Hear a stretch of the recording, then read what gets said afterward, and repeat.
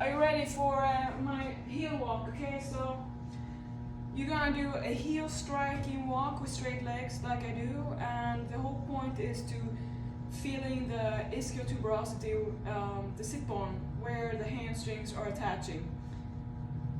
originating, and then they are inserting on the back here, the limb here, the low leg. So what I do here is, in order to recruit my hamstring, because I have the surgical repair on one and one is torn, that I have a problem with my neural drive to that foot. So this is like foot, like I feel like it's never really there.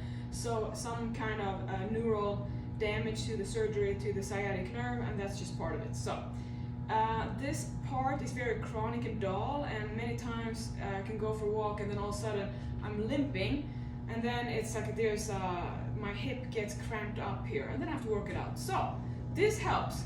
So what I do here,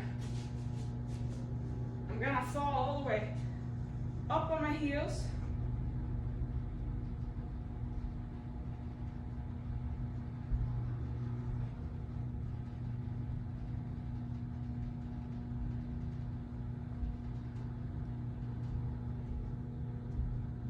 Now you get to know your hamstrings, because each step is gonna be pulling from your hamstring ischiotuberosity, the sit bones, and if you feel a lot of pain there or burning sensation, that's a warning sign that you have bursitis or tendonitis, a tear, something you have to nurse and make sure you don't keep on aggravated with deadlifts and hyperextensions and squats and think that that's gonna work.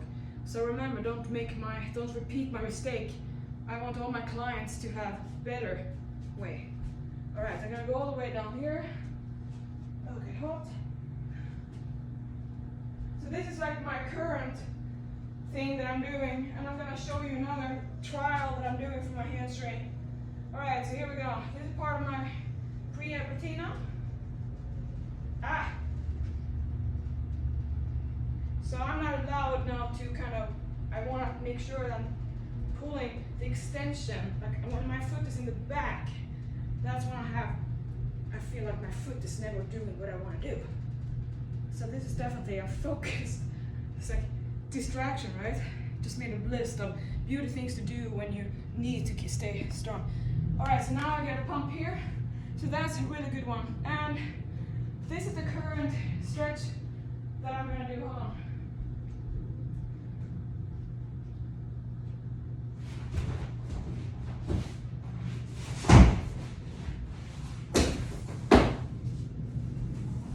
So right now I'm trying to figure out if the stretch that I do for my hamstring that goes into affecting my adductor magnus is the fourth hamstring. And the fourth hamstring group, which is an extra, is only when you have the leg extended and then abduction. So then that muscle acts like a hamstring.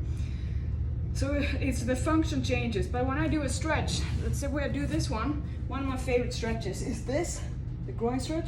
Every time I do that, it's a horrible pain here from where they inserted and then the adductors. Everything's after surgery, it's like your body's not the same. So I am not really sure what the treatment, like the way I should loosen this up. So when I get any problem, that's usually acts up here. So the stretch I'm trying to see if it's gonna help me is this one now, because usually it's, sorry I have dirty feet now. Usually this stretch makes me scared, right? Like that one, but I have to work it to not get reduced range of motion. So this is my orthopedic surgery on hamstring. So this is like so painful in the insertion, but I have to keep it mobile, because if not, it's gonna decrease more and more my range of motion, and I'm trying to hold up as much range of motion as I can. So right now I'm like very slow, and I'm doing PNF, so I'm contracting first and then pressing. I'm doing this for my hamstrings every day because I need to. And then we're gonna show the difference on my other leg, which is where I have hamstring tears, but it's not surgically repaired, so it's just something that I nurse and go and get treatments and just train around it. So I don't want it to aggravate. So I have to be here. I'm squeezing my glute first, slowly doing this, and then I can tell that hamstring is not gonna be happy with that. And I would never stretch cold. I learned my lesson there. and I would never have a leg day if I'm not have enough time to stretch. So another thing is that I cannot stretch out my glute on my left where I have some tears on the hamstring because it affects the ischial tuberosity. So what I do there is I have to find the angle where I can override my weakness. So any stretch that I do for the glute is going to affect my tear on my hamstring, and I don't want to aggravate that. So what do? I find an extreme angle that works for me. So this, if I go like this, really high up, somehow I manipulate the angle and I override my tears, and I can keep on getting stretching.